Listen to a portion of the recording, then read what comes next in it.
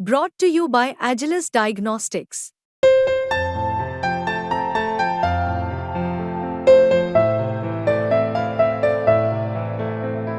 Agilus Diagnostics.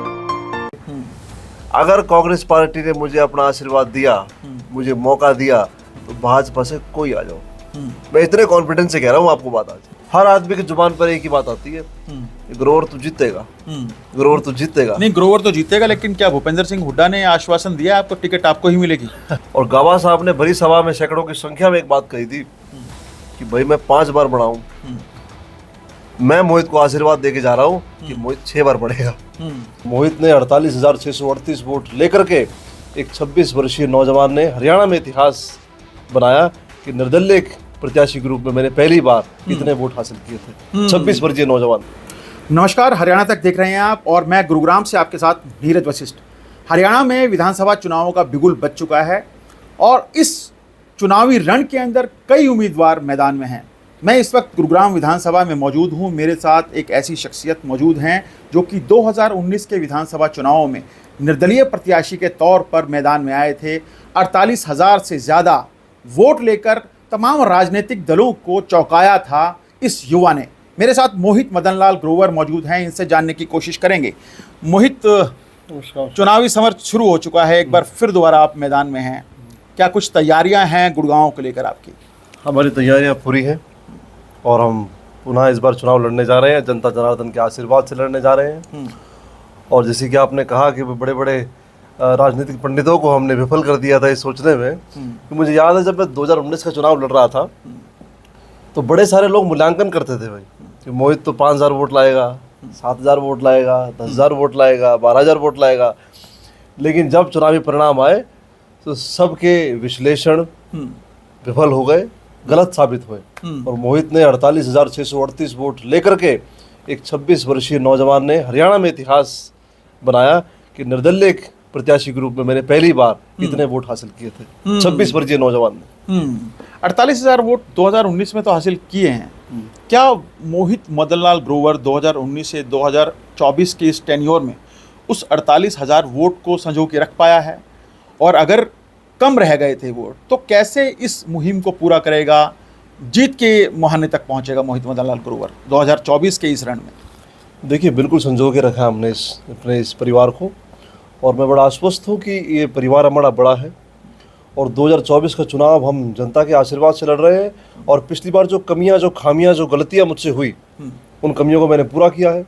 जिन sectors में, जिन गाँवों में मैं नहीं पहुंच पाया, जहां मुझे मतदान नहीं मिल पाया, जहां मुझे आशीर्वाद नहीं मिल पाया, मैंने अपना टीम बनाया है, अपने परिवार को बढ़ाया है। तो मैं आश्वस्त हूँ कि अब आने वाले चुनावों में मैं जो कि महीने भर में ही है लगभग, तो जनता मुझे अपना आशीर्वाद देगी और इस बार हम जीत करके 24 का चुनाव जीतने वाले हैं। बड़े अच्छा, 2019 में किसी भी चुनावी हार के बाद विश्लेषण होता है, तो आपने भी विश्लेषण किया होगा, चिंतन मंथन किया होगा, तो क्या कुछ निकल के आया उस विश्लेषण में?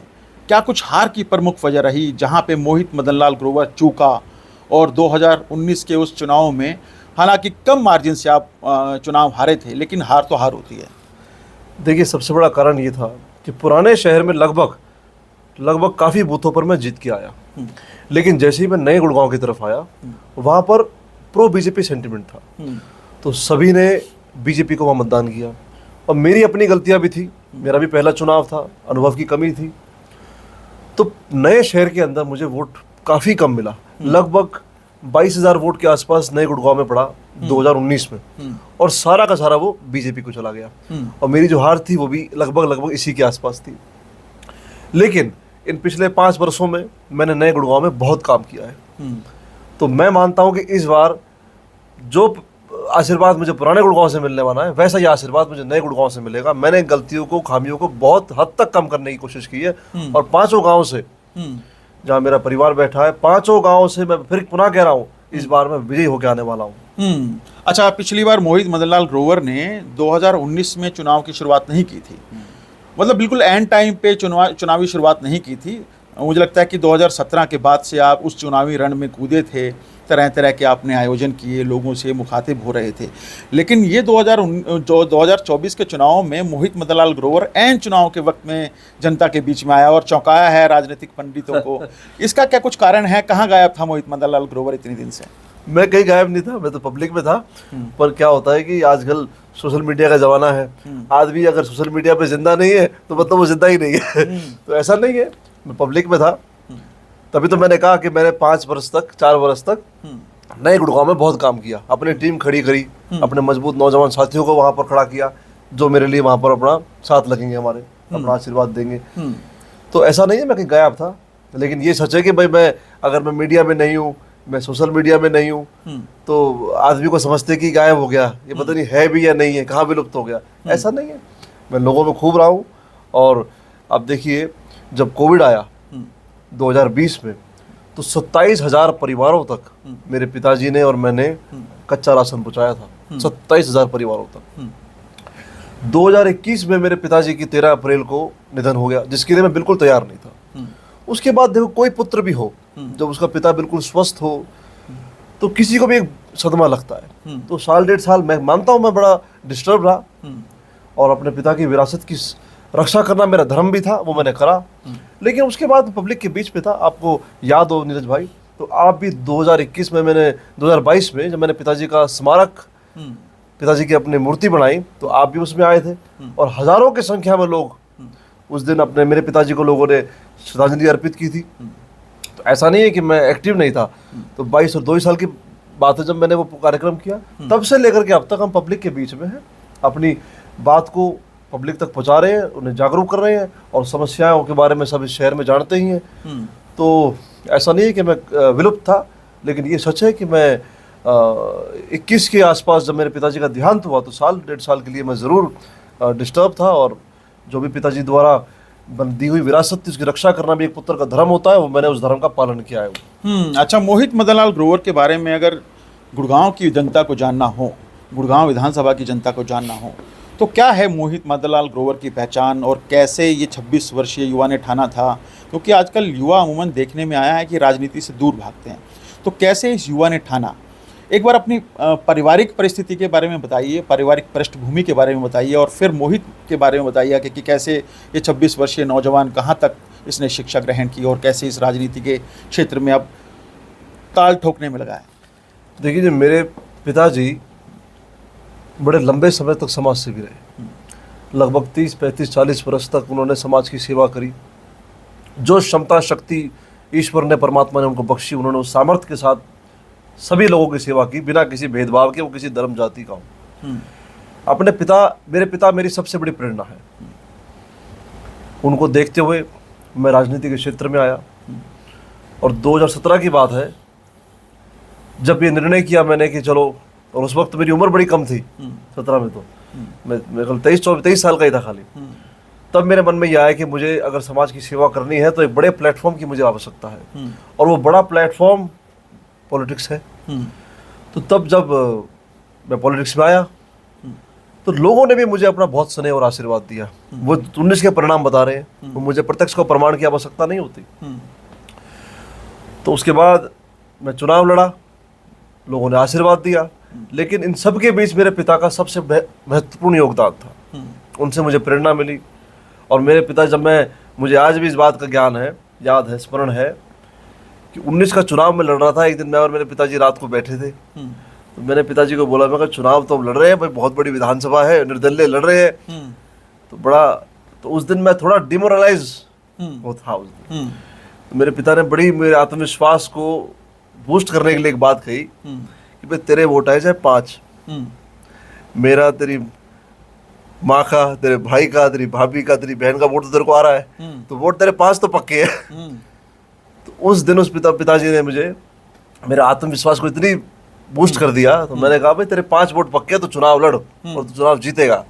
और उनका वो आशीर्वाद, उनका वो प्यार, उनका वो विश्वास अपने पुत्र के प्रति, वही उसका परिणाम था कि लोगों ने इतना बड़ा जन समर्थन, शायद मैं जिंदगी भर गुरुग्राम की जनता का ऋणी रहूँगा कि जितना आशीर्वाद और प्यार मुझे दिया गया। आज भी लोग उसकी चर्चा करते हैं, उसकी बात करते हैं कि भाई इतना बड़ा मैंडेट, इतना बड़ा लोगों ने आशीर्वाद मुझे दिया था।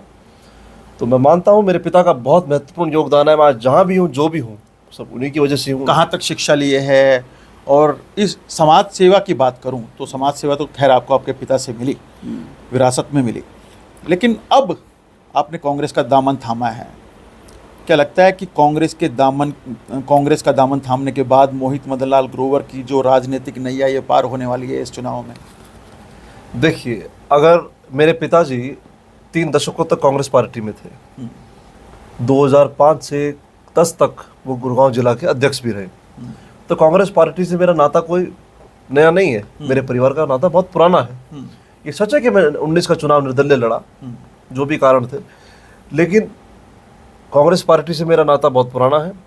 और मैं बड़े आश्वस्त होकर आज बात कह रहा हूँ आपको कि अगर पार्टी ने मुझे अपना आशीर्वाद दिया, पार्टी को लगा कि मैं इस लायक हूँ, तो मैं कांग्रेस पार्टी के टिकट पे हजारों वोटों से, मैं बड़ी लाखों की बात तो नहीं करता, लेकिन अच्छे मार्जिन से मैं चुनाव जीत के आने वाला हूँ। और मैं आश्वस्त हूँ, मेरे पिछली बार के परफॉर्मेंस को देखते हुए पार्टी मुझे अपना आशीर्वाद देगी, पार्टी मुझे मौका देगी। और पार्टी ने मौका दिया तो जनता ने मन बना रखा है। मैं जहां भी जा रहा हूँ, हजारों के लोगों संख्या में लोगों से पुनः रोज मिलता हूँ, हर आदमी की जुबान पर एक ही बात आती है, ग्रोवर तो जीतेगा, ग्रोवर तो जीतेगा। नहीं, ग्रोवर तो जीतेगा, लेकिन क्या भूपेंद्र सिंह हुड्डा ने आश्वासन दिया आपको टिकट आपको ही मिलेगी? देखिए जी, ऐसा है, आश्वासनों पर, शर्तों पर कभी चुनाव पार्टियां ज्वाइन नहीं की जाती, ना मुझे कोई आश्वासन मिला है जी। मैं पार्टी में दाखिल हुआ, मैंने आवेदन किया। अगर पार्टी को लगेगा कि भाई Mohit is of any use, they will give me a chance, और नहीं दिया तो हम पार्टी के सिपाही या पार्टी की सेवा करेंगे, जिसको टिकट मिलेगी उसके साथ मेहनत करेंगे। माहौल तो भारतीय जनता पार्टी का चल रहा है, तो भारतीय जनता पार्टी क्यों नहीं ज्वाइन की? कांग्रेस में ही क्यों जाना आपने तय किया कि कांग्रेस में ही जाऊंगा, भारतीय जनता पार्टी नहीं? बताया तो, हमारा 3-4 दशकों पुराना रिश्ता है कांग्रेस पार्टी से, तो हम कहीं जाएंगे बीजेपी में, और ऐसी पार्टी में कहीं जाए जिसने हर व्यक्ति को त्रस्त कर रखा है। आज जाके देखिए तो सही, शहर के अंदर ना सड़क है, ना सीवर है, ना बिजली है, ना पानी है, हर जगह कूड़ा है। कितना बुरा हाल है इस शहर में। इतनी व्यवस्थाएं होने के बाद जो शहर 65% रेवेन्यू पूरे हरियाणा को दे रहा हो, वो शहर बुनियादी आवश्यकताओं से वंचित हो। क्या कारण है कि एक भी अस्पताल हमारे गुड़गांव में, सिविल अस्पताल नहीं है? क्या कारण है कि बस स्टैंड की हालत ऐसी हो रखी है? क्या अभी मैं कुछ दिन पहले अखबार में पढ़ रहा था, कहा गया कि हजारों करोड़ रुपए सड़कों पर लगाया गया, सीवर सिस्टम पे लगाया गया, एसटीपी प्लांट्स बनाए गए, और पता नहीं किन किन चीजों पर बनाया गया। तो कहाँ है? आज ही का अखबार पढ़ रहा हूँ, कोई सड़क टूटी, हम तो जहाँ जाते हैं सड़कें टूटी पड़ी हैं। बारिशों के बाद पानी का हाल क्या होता है आप सब जानते हो जी, मैं बार बार क्या बखान करूं। स्कूलों का हाल देख लो, गरीब का बच्चा अगर प्राइवेट स्कूल में नहीं पढ़ सकता तो उसको अपने घर बैठना पड़ेगा, सरकारी व्यवस्था नहीं है कोई भी। अगर आज कोई गरीब आदमी बीमार हो जाए तो वो मरने को मजबूर है, लेकिन अब प्राइवेट अस्पताल में जाने के उसके पास पैसे नहीं, कौन करेगा सेवा सहायता उसकी? कोई व्यवस्था नहीं है। समस्याएं तो बहुत सारी पता है मोहित, आप यहाँ के रहने वाले हैं, लेकिन मैं सियासत की बात कर रहा हूँ। एक नए उम्मीदवार के तौर पर पार्टी विश्वास क्यों करे, जबकि पार्टी के पास पूर्व मंत्री सुखबीर कटारिया हैं, पंकज डावर हैं, अब तो राज बब्बर भी सक्रिय राजनीति कर रहे हैं, और स्वामी धर्मदेव की भी चर्चा है कि वो भी राजनीतिक ताल ठोक सकते हैं। कांग्रेस से ठोकेंगे या बीजेपी से ठोकेंगे तो आने वाला वक्त बताएगा, लेकिन चुनौतियां काफ़ी हैं आपके आसपास भी। जो ये उम्मीदवार हैं ये भी पार्टी से लंबे समय से जुड़े हुए हैं, पार्टी की लंबे समय से सेवा कर रहे हैं। तो मोहित मदनलाल ग्रोवर पे पार्टी विश्वास क्यों करे? क्या कुछ खासियत है आपके अंदर? उस खासियत के बारे में बताएं जरा। चुनौतियों से शख्सियत निखरती है हमेशा। जो चट्टानों से ना टकराए वो झरना किस काम का। तो चुनौतियों का सामना करा जाएगा। और मैं पुनः कह रहा हूँ, स्वामी जी तो हमारे बहुत आदरणीय हैं। अगर वो भाजपा से आएंगे तो अच्छी बात है। अगर पार्टी ने मुझे मौका दिया तो मैं ये सीट जीत के आऊँगा, चाहे सामने बीजेपी से कोई आ जाओ, एनीबॉडी, किसी को ले आए पार्टी। मोहित ग्रोवर के साथ जनता का आशीर्वाद है, जनता मुझे अपना आशीर्वाद देगी। और कांग्रेस पार्टी को लगा, पुनः मैं कह रहा हूँ, आपने ठीक कहा भाई, सुखबीर जी हैं, वो हमारे बड़े अजीज हैं, हमारे आदरणीय हैं, पंकज तो मेरा भाई है बिल्कुल। तो पार्टी जिसको टिकट देगी हम पार्टी के साथ है। पार्टी मुझे मौका दिया तो मैं भी बड़ा आश्वस्त होकर कह रहा हूँ, विश्वासपूर्वक, पंकज भी, हमारे आदरणीय सुखबीर जी और पूरी कांग्रेस पार्टी मोहित के साथ लगेगी। और सामने वाले को इस बार हमने बीजेपी को नहीं हराना, हमने हराना है तो इस शहर में जो व्यवस्था परिवर्तन के लिए लड़ाई लड़नी है, उसको हमने जीतना है। बीजेपी ने जो जनता को पिछले 10 वर्षों में त्रस्त कर दिया, बुनियादी आवश्यकताओं के लिए जो हमारे शहर की जनता ने अफसरों के चक्कर काटे, आज हर आदमी दुखी है। कोई वर्ग हो, गरीब, कहाँ जाए, ना सड़क, ना सीवर, ना बिजली, ना पानी, कोई व्यवस्था नहीं है, कोई सुनने वाला नहीं है, कोई आने वाला नहीं है। विधायक 5 वर्षों से घर से बाहर नहीं निकले, तो आदमी किसके पास जाए? पार्षद तो वो भी नहीं है अब तो। जिस पार्षद के पास जनता जाए वहाँ निवर्तमान है जी, हम तो, हमारे पास कुछ, हमारी कलम में ताकत नहीं है। हमारे एक विधायक हुआ करते थे और मंत्री भी रहे हैं, वो कांग्रेस के ही विधायक रहे हैं, चौधरी धर्मवीर गाबा। हालांकि अब उनका इंतकाल हो गया है, लेकिन उनके इंतकाल के बाद तमाम जो पंजाबी समुदाय है उसके अंदर एक सुगबुगाहट थी कि इस पंजाबी सीट को बरकरार रखना चाहिए। तो अगर पंजाबी सीट को बरकरार रखना है तो मोहित ग्रोवर एक बड़े विकल्प के तौर पर सामने आ रहा है। क्या लगता है कि आप उस विकल्प के तौर पर सही साबित हो पाएंगे, अपने आप को साबित कर पाएंगे कि नहीं, चौधरी धर्मवीर गाबे ने जो मुहिम जहाँ तक छोड़ी थी उसके बाद मोहित ग्रोवर उस मुहिम को आगे लेके जाने वाला है? देखिए, सबसे पहले तो मैं 36 बिरादरी की सोचता हूँ। मैं सबका हूँ, सब मेरे हैं। 36 बिरादरी की बात मैं करता हूँ। लेकिन मैं आपको याद दिला दूँ 2019 की। 2019 में हमारे आदरणीय गाबा जी हमारे विजय पार्क स्थित कार्यालय पर आए चुनावों के बीच, और वहाँ पे एक सभा का आयोजन किया गया। और गाबा साहब ने भरी सभा में सैकड़ों की संख्या में एक बात कही थी कि भाई मैं 5 बार बढ़ा हूँ, मैं मोहित को आशीर्वाद देके जा रहा हूँ कि मोहित 6 बार बढ़ेगा। तो ये उनकी बात थी उस वक्त, ये उनका विजन था मुझको लेकर के। तो उनका आशीर्वाद मेरे पास है और बिरादरी का आशीर्वाद भी मेरे साथ है। लेकिन कोई भी, मैं 36 बिरादरी की बात करता हूँ, 36 बिरादरी की सेवा करने आया हूँ। कोई व्यक्ति किसी जाति का हो, किसी धर्म का हो, मेरे लिए वो बड़ा सम्माननीय, पूजनीय, आदरणीय है, और मैं सबकी सेवा करूँगा। और गाबा साहब का आशीर्वाद मेरे साथ है, मेरे पिताजी का आशीर्वाद मेरे साथ है, पूरी बिरादरी का आशीर्वाद साथ है, 36 बिरादरी का आशीर्वाद साथ है। और मौका मिला तो इस बार हम बहुत अच्छे मार्जिन से जीत कर आने वाले हैं। कांग्रेस से ही चुनाव लड़ेंगे या फिर अगर कांग्रेस ने टिकट नहीं दी तो निर्दलीय के तौर पे भी? कांग्रेस पार्टी ने अगर आशीर्वाद दिया तो कांग्रेस पार्टी की टिकट से चुनाव लड़ेंगे, और नहीं हुआ तो अपना पार्टी का साथ देंगे। सच्चे सिपाही की तरह पार्टी की सेवा करेंगे, पार्टी को मजबूत करेंगे। जनता ये भी जानना चाहती है कि मोहित ग्रोवर का विजन क्या है गुड़गांव को लेकर, गुड़गांव के विकास को लेकर, गुड़गांव की बदहाली को लेकर, गुड़गांव की शिक्षा को लेकर, गुड़गांव के जाम को लेकर, गुड़गांव की वाटर लॉगिंग को लेकर, गुड़गांव की आबोहवा को लेकर। देखिए जी, ये शहर सबसे अधिक देता है रेवेन्यू पूरे हरियाणा को। अगर वो पैसा, मैं पूरा नहीं कहता, लेकिन अगर ठीक ठाक परसेंटेज में वो पैसा जो हम गुड़गांव हरियाणा को दे रहा है वो गुड़गांव की व्यवस्थाओं को अच्छा करने के लिए लगाया जाए तो ये शहर कहीं भी पहुंच सकता है। आज हम कंपैरिजन करते हैं, हमारे बड़े बड़े नेता बीजेपी के कहते हैं कि भाई गुड़गांव तो सिंगापुर है, गुड़गांव तो दुबई है, पता नहीं क्या क्या कहा जाता है गुड़गांव के लिए। जरा मैं तो कभी इनको बोलिए, कभी गुड़गांव में आके देखे तो सही, कभी राजीव नगर जाए, कभी शीतला कॉलोनी जाए, कभी गांधीनगर जाए, कभी विजय पार्क जाए, मदनपुरी जाए, तो पता लगेगा भाई सिंगापुर है या फिर क्या है ये शहर तो हरियाणा के जो थोड़े दूर दराज जो इलाके हैं, जो गांव हैं, उनसे बुरी हालत में है। वहाँ भी ऐसी सिस्टम नहीं है, वहाँ बारिश आती है 2-4 घंटे में सब कुछ ठीक हो जाता है। देखो, समस्याएं बहुत है।